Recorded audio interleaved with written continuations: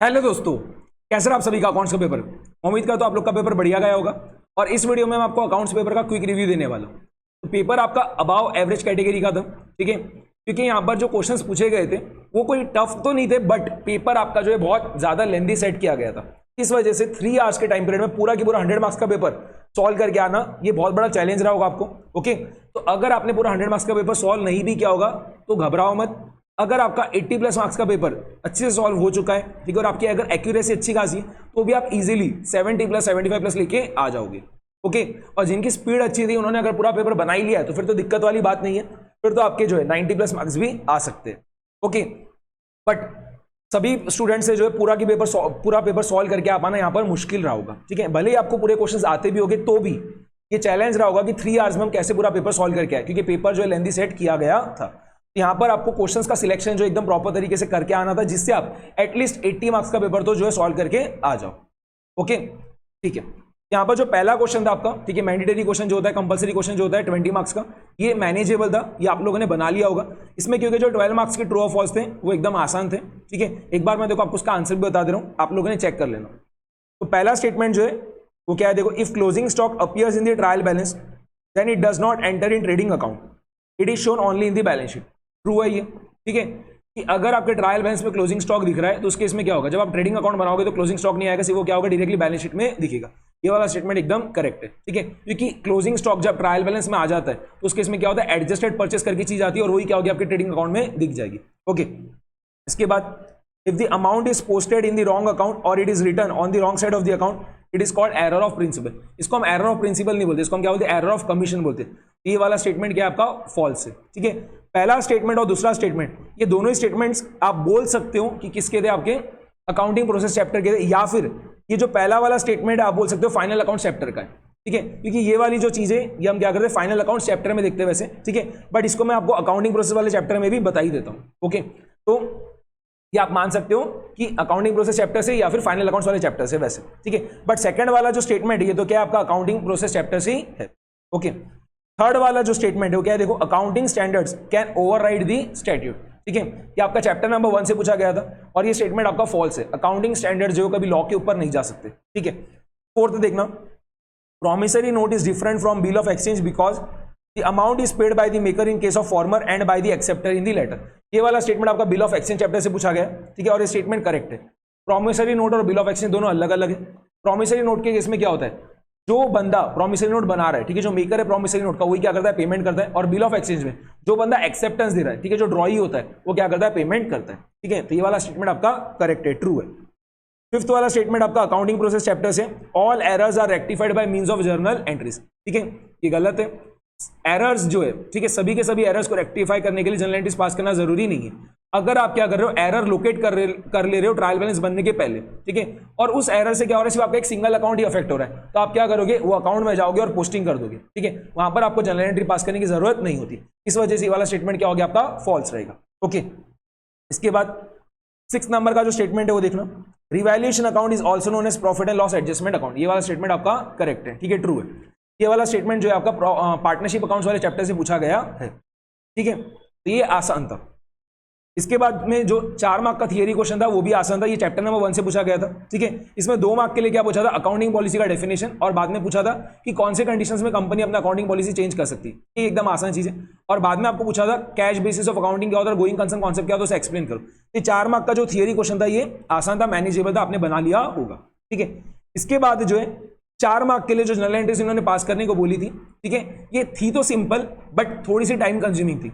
इसके पहले भी आईसीआई जो 4 मार्क के लिए जनरल एंट्रीज पूछ चुकी है, बट वहां पर वो जो ट्रांजैक्शंस पूछते थे वो बहुत ही ज्यादा सिंपल रहते थे। बट यहां पर इन्होंने जो ट्रांजैक्शंस पूछे इसमें क्या हो रहा था, जीएसटी वाला एस्पेक्ट आ जा रहा था, ठीक है, और ये अभी जो है नया ऐड हुआ था आपके अकाउंट्स के करिकुलम में, तो यहां पर ऐसा कोई डिफिकल्टी नहीं आएगी, बट क्या होगा, थोड़ा टाइम ज्यादा लगेगा। ओके, ठीक है। इसके बाद क्वेश्चन नंबर 2 जो है, ठीक है, उसका सब क्वेश्चन ए जो है ये भी आपका अकाउंटिंग प्रोसेस चैप्टर से पूछा गया। अकाउंटिंग प्रोसेस चैप्टर जो है इस बार अराउंड 20 मार्क्स के लिए टेस्ट किया गया, ठीक है, क्योंकि देखो 4 मार्क का तो क्या हुआ, ट्रू और फॉल्स में आ गया, फिर 4 मार्क की जनरल एंट्रीज आ गई, इसके बाद जो है 12 मार्क का क्या हुआ, रेक्टिफिकेशन ऑफ एरर्स और अलग से पूछ लिया, ठीक है। तो यहां पर जो है आपका चैप्टर नंबर 2 अकाउंटिंग प्रोसेस जो है वो लगभग 20 मार्क के लिए इस बार टेस्ट किया गया है, ठीक है। और ये जो क्वेश्चन पूछा है आपका रेक्टिफिकेशन ऑफ एरर्स का, इस टाइप का क्वेश्चन जो हमारे स्टडीमेट में भी और अकाउंट्स का जो मैराथन वीडियो मैंने अपलोड किया था उसमें मैंने इस टाइप का क्वेश्चन ही पूरा कराया था रेक्टिफिकेशन ऑफ एरर्स का। तो ये तो आपने बना लिया होगा और बराबर पूछा है, ठीक है। 12 मार्क कोई कम नहीं है या कोई बहुत ज्यादा नहीं है, बराबर है। 12 मार्क के लिए उन्होंने सही पूछा ये वाला क्वेश्चन, ओके। इसके अलावा क्वेश्चन नंबर 2 का सब क्वेश्चन बी जो इसमें डेप्रिसिएशन चैप्टर से क्वेश्चन पूछा है 8 मार्क के लिए। ये वाला क्वेश्चन थोड़ा सा टाइम कंज्यूमिंग था, ठीक है।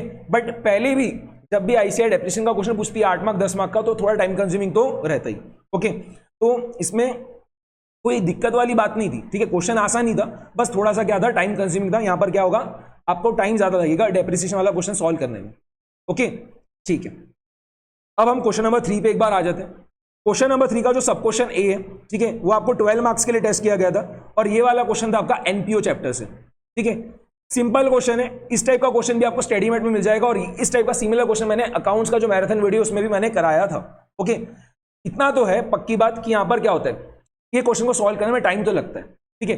अब आईसीआई जो है पहले इस टाइप का क्वेश्चन 10 मार्क के लिए भी पूछ चुकी है और 15 मार्क के लिए भी पूछ चुकी है, ठीक है। इस बार उन्होंने क्या करा, 12 मार्क के लिए पूछा है, ओके। तो ऐसा नहीं बोल सकते कि यहां पर आप लोग के साथ कुछ अन्याय हो गया, बट ये था कि 15 मार्क के लिए पूछते थे तो ज्यादा बढ़िया रहता था, ओके।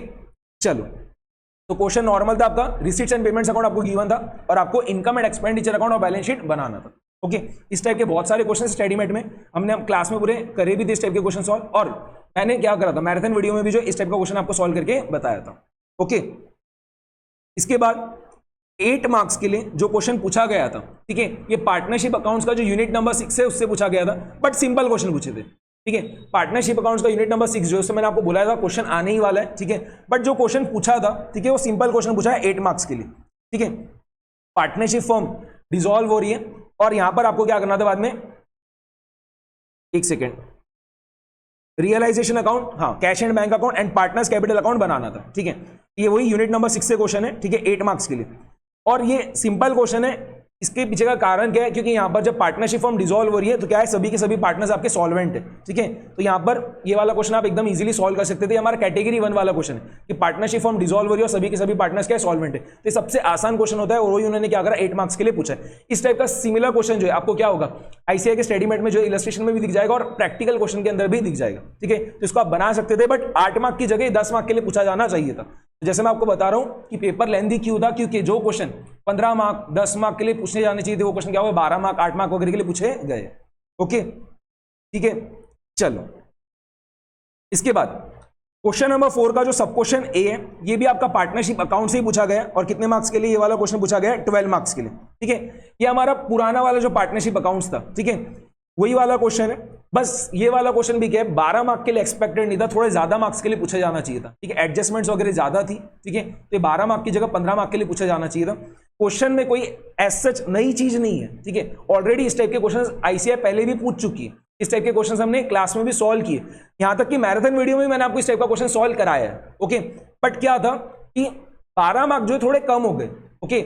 और यहां पर क्या हो रहा है, इस वजह से स्टूडेंट पैनिक कर जाता है, ठीक है, क्योंकि बड़े क्वेश्चंस होते हैं और यहां पर क्या होता है, अगर कुछ भी आपने मिस्टेक वगैरह कर दी तो उस चक्कर में आपका बहुत ज्यादा टाइम वेस्ट हो जाता है, ओके। और एडजस्टमेंट्स भी ज्यादा थी, ऐसा नहीं कि एडजस्टमेंट्स कोई कम है, यहां पर एडजस्टमेंट्स भी बहुत ज्यादा दे रखी, तो 12 मार्क की जगह 15 मार्क के लिए पूछा जाना चाहिए था, ओके। इसी वजह से तो आपका पेपर यहां पर लेंथी हो जा रहा है, बात समझ में आ गई। तो यहां पर आपने क्वेश्चंस का सिलेक्शन जो है प्रॉपर तरीके से करना था, ठीक है। इसके बाद क्वेश्चन नंबर 4 का जो सब क्वेश्चन बी है, ठीक है, ये आपका अकाउंट्स फ्रॉम इनकम्प्लीट रिकॉर्ड्स का क्वेश्चन है और ये 8 मार्क्स के लिए पूछा, बहुत ही ज्यादा यहां पर नाइंसाफी की गई है, ठीक है। ये वाला क्वेश्चन 8 मार्क के लिए पूछना एकदम गलत है, ठीक है। ये मिनिमम 12 मार्क के लिए पूछा जाना चाहिए, ठीक है, क्योंकि इस टाइप के सिमिलर क्वेश्चन आईसीआई जो है पहले सीए इंटरमीडिएट में भी जो है 12 मार्क के लिए पूछ चुकी है, ओके। तो यहां पर फाउंडेशन में क्यों 8 मार्क के लिए पूछे, यहां पर आईसीआई जो कर रही हो, क्या समझ में आ रहा है कि जितने भी चैप्टर्स थे उन सबके उनको क्वेश्चंस पूछना था, तो और क्या करना था, पेपर तो 100 मार्क का ही बना सकते हैं, तो क्या करें उन्होंने कम कम मार्क्स के लिए उनको पूछ लिया, ठीक है। मैं ये नहीं बोल रहा हूं कि कोई भी क्वेश्चन डिफिकल्ट है, टफ है, ये नहीं बोल रहा हूं मैं, क्वेश्चन आसान ही है सब, इस टाइप के सब हमने क्वेश्चंस बनाए भी है क्लास में, पूरे के पूरे क्वेश्चंस आपको आईसीआई के स्टडीमेट में दिख भी जाएंगे, ओके। बस क्या चीज हो रहा है कि 8 मार्क के लिए नहीं पूछना चाहिए था ये चीज, ठीक है, 12 मार्क के लिए पूछते, ओके, ठीक है। तो ये आपको अकाउंट्स फ्रॉम इनकम्प्लीट रिकॉर्ड से क्वेश्चन पूछा गया। इसके बाद क्वेश्चन नंबर 5 का, ठीक है, क्वेश्चन नंबर 5 का जो सब क्वेश्चन ए है, ठीक है, ये कि आपका इन्वेंट्री चैप्टर से क्वेश्चन है और ये कितना है 5 मार्क्स के लिए। ठीक है, चलो ये तो 5 मार्क्स के लिए।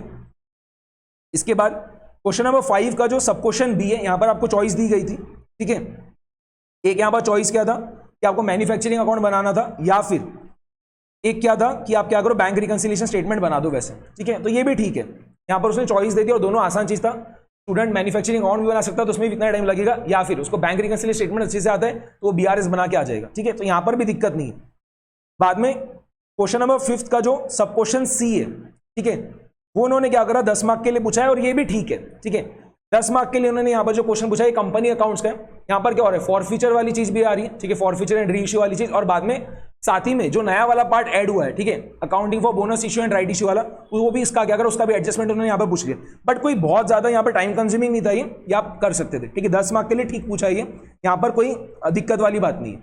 ओके, तो क्वेश्चन नंबर 5 बराबर था। ठीक है, यहां पर आप लोगों ने क्वेश्चन नंबर 5 अटेम्प्ट करना चाहिए था क्योंकि ये जल्दी हो जाएगा। ठीक है, अगर आपको इन्वेंट्री अच्छी से आता है, बीआरएस अच्छी से आता है और कंपनी अकाउंट्स अगर आप अच्छी से करके गए तो आपने क्वेश्चन नंबर 5 अटेम्प्ट करके आ जाना चाहिए था। ठीक है, एंड बाद में क्वेश्चन नंबर 6 जो है वो भी क्या था, जैसा हर बार पूछा जाता वैसे ही पूछा था। 15 मार्क के लिए कंपनी अकाउंट्स और 5 मार्क के लिए थियरी क्वेश्चन, और वो थियरी क्वेश्चन जैसा हर बार पूछते हैं। ठीक है, बहुत बार पूछा जा चुका है, वही पूछा है एडवांटेजेस ऑफ सब्सिडियरी बुक्स। ठीक है, तो इसमें तो कोई दिक्कत नहीं है, 5 मार्क के लिए तो एकदम सही। ठीक है, अब ये 15 मार्क के लिए जो इन्होंने क्वेश्चन पूछा है ये भी सही है। ठीक है, क्योंकि इस टाइप के क्वेश्चन ऑलरेडी पहले भी जो आईसीआई पूछ चुकी है और 15 मार्क के लिए। ओके, तो ये कंपनी अकाउंट्स का जो पहले वाला पार्ट था ना, ठीक है, जो नया वाला पार्ट ऐड हुआ है उसके ऊपर बेस कुछ क्वेश्चन नहीं है यहाँ पर। ठीक है, जो पुराना वाला पार्ट आपका होता है, नहीं एक सेकंड रुको, सॉरी, ये जो नया वाला पार्ट ऐड हुआ है, ठीक है, कंपनी अकाउंट्स का जो नया वाला पार्ट ऐड हुआ है ना, रिडेम्पशन ऑफ प्रेफरेंस शेयर्स का, उसके ऊपर बेस जो ये क्वेश्चन पूछा गया। ओके, तो 15 मार्क के लिए पूछा, थोड़ा टाइम कंज्यूमिंग भी है बट पूछा भी उन्होंने कितने मार्क्स के लिए, 15 मार्क्स के लिए। ठीक है, तो जो पुराना वाला पार्ट हुआ करता था वो नहीं है यहाँ पर, क्या है, बट उसकी भी कुछ एडजस्टमेंट्स है। कंपनी अकाउंट्स का जो पुराना वाला पार्ट होता है उसकी भी एडजस्टमेंट्स दे रखी है, बट साथ में उन्होंने क्या करा, जो नया वाला पार्ट ऐड हुआ था रिडेम्पशन ऑफ प्रेफरेंस शेयर्स का, उसका भी उन्होंने क्या करा, एडजस्टमेंट दिया है। ठीक है, तो अच्छा क्वेश्चन बना दिया 15 मार्क के लिए, बट टाइम कंज्यूमिंग था, इस वजह से उन्होंने 15 मार्क के लिए पूछा। बट मेरा एडवाइस ये रहेगा कि स्टूडेंट ने यहाँ पर क्वेश्चन नंबर 6 ना अटेम्प्ट करते हुए क्वेश्चन नंबर 5 अटेम्प्ट करना चाहिए था। ठीक है, क्योंकि वो जल्दी बन जाएगा। ओके, और वहां पे श्योर शॉट 10 मार्क तो आपके बन ही जाएंगे। ठीक है, इन्वेंट्री का जो क्वेश्चन था वो भी आसान ही था, उसमें आपके पूरे 5 मार्क बन जाएंगे, और मैन्युफैक्चरिंग अकाउंट या बीआरएस आप करके आओगे उसमें आपके 5 मार्क बन जाएंगे। तो यहाँ पर 10 मार्क पूरे श्योर शॉट थे। और इसके अलावा जो 10 मार्क का यहाँ पर क्वेश्चन पूछा गया था कंपनी अकाउंट से, वो भी आसान था। ठीक है, ये भी कोई बहुत ज्यादा टाइम कंज्यूमिंग नहीं है। बट क्वेश्चन नंबर 6 में जो 15 मार्क का क्वेश्चन पूछा उन्होंने कंपनी अकाउंट्स का, उसमें क्या हो रहा है, पुराना वाला कंपनी अकाउंट्स होता आपका, ठीक है, उसकी भी एडजस्टमेंट आ जा रही, साथ में रिडेम्पशन ऑफ प्रेफरेंस शेयर्स जो उसकी भी एडजस्टमेंट आ जा रही है। तो थोड़ा टाइम कंज्यूमिंग है, बट पूछा भी उन्होंने 15 मार्क के लिए। ओके, बट यहां पर मिस्टेक होने की चांसेस थोड़ी ज्यादा रहेगी, तो आपने क्वेश्चन नंबर 5 जो अटेम्प्ट करके आना चाहिए था, और क्वेश्चन नंबर 6 को जो आपने क्या करना चाहिए था, ऑप्शन में छोड़ना था। ओके, तो पेपर जो है आप बोल सकते हो बहुत ज्यादा लेंथी सेट कर दिया। ठीक है, तो यहां पर अगर कोई स्टूडेंट पैनिक नहीं करता है और बराबर से जो उसको क्वेश्चन आते हैं उसको उठाते जा रहे हैं और फटाफट से बनाते जा रहे हैं, तो 80+ मार्क्स का पेपर वो बना के आ सकता था, और वहां पे उसके 70-75+ मार्क्स इजीली बन जाएंगे, क्योंकि प्रैक्टिकल पेपर है। और अगर आपकी एक्यूरेसी अच्छी खासी है तो आपको पक्की बात है पूरे मार्क्स देगी ना आईसीए। ठीक है, मार्क्स थोड़ी ना कट सकते, फिर अगर आप पूरा सही लिख के आ रहे हो तो पूरे मार्क्स मिलते ही। ठीक है, तो घबराओ मत, अगर कोई स्टूडेंट का जो है 70 मार्क्स का पेपर भी लिख के हुआ है, ठीक है, 65 मार्क्स का पेपर भी लिख के हुआ है, बट अगर आपने अच्छा लिखा है तो भी आप अच्छे मार्क्स के साथ पास हो जाओगे। हो सकता है आपने 65 मार्क्स का पेपर लिखा उसमें भी आपके 60 मार्क्स बन जाए। ठीक है, क्योंकि पूरा अगर सही लिखा होगा तो पूरे मार्क्स मिलेंगे। ठीक है, मैं आपको मेरा एक्सपीरियंस बताता हूं, मैंने हर बार जो है 85-90 मार्क्स का पेपर ही लिख के आया अकाउंट्स में, और मेरे हर बार 80+ मार्क्स बने। ठीक है, सीए इंटरमीडिएट में, सीए फाइनल में। ओके, तो दिक्कत वाली बात नहीं होती।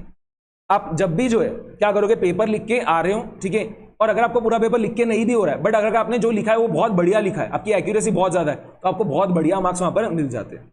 ठीक है, तो अभी आपका जैसा हुआ अकाउंट्स का पेपर, ठीक है, फटाफट से जो है क्या करो, लॉ की पढ़ाई पे लग जाओ, और ज्यादा फोकस आईसीआई के स्टडी मेट पे रखना। इस बार की जो करंट एडम की आरटीपी है उसको देख लेना, और जो मॉक टेस्ट पेपर्स आ रखे हैं उसको आपने देख के जाना है। ठीक है, उसके पहले की जो भी आरटीपीज वगैरह वो देखने की कोई जरूरत नहीं है, बस स्टडी मेट को पूरा की पूरा पढ़ के जाओ। यूनिट के पीछे जो भी क्वेश्चंस दे रखे, ठीक है, लॉ में भी उसको आप पूरा देख लो। उसके बाद आरटीपी के क्वेश्चंस देख लेना इस टाइम के, और मॉक टेस्ट पेपर के क्वेश्चंस भी देख के चले जाना। ठीक है, स्टडी मैट को आप निगलेक्ट नहीं कर सकते, स्टडी मैट तो आपको पूरा करके जाना ही रहेगा। ठीक है, तो अभी भी सफिशिएंट टाइम है, फटाफट से उठाओ आपका लॉ का बुक और जो है उसको पढ़ना स्टार्ट कर दो। ठीक है, कीवर्ड्स वगैरह याद रखना, प्रॉपर हेडिंग्स वगैरह लिख के आना, उसको अंडरलाइन वगैरह करना, ठीक है। जो फॉर्मेट होता है आंसर लिखने का, ठीक है, केस स्टडी बेस्ड अगर क्वेश्चन आता है उसका फॉर्मेट होता है ना, प्रोविजन लिखते हो आप, बाद में फैक्ट्स लिखते हो, बाद में कंक्लूजन लिखते हो, वैसा आपको पूरा लिख के आना रहेगा, ठीक है। बराबर से अगर पूरा प्रेजेंटेशन करोगे और प्रोविजन वगैरह पूरा सही लिखोगे, कंक्लूजन आपका करेक्ट रहेगा, तो लॉ में भी आप 75-80 प्लस मार्क्स लेके आ सकते हो, ठीक है। तो घबराओ मत अगर आपका अकाउंट्स का पेपर थोड़ा 19-20 भी चला गया होगा, अकाउंट्स को एक बार बाजू में कर दो और लॉ की पढ़ाई में आपको जुट जाना है, ठीक है। चलो तो मिलते हैं अब हम लॉ के पेपर के बाद मैथ्स की हमारे मैराथन सेशन में, ठीक है। पढ़ाई करो और बढ़िया से पेपर देके आओ, ओके। मिलेंगे अब हम आपके लॉ के पेपर के तुरंत बाद मैथ्स के मैराथन सेशन में, ठीक है। Bye bye everyone.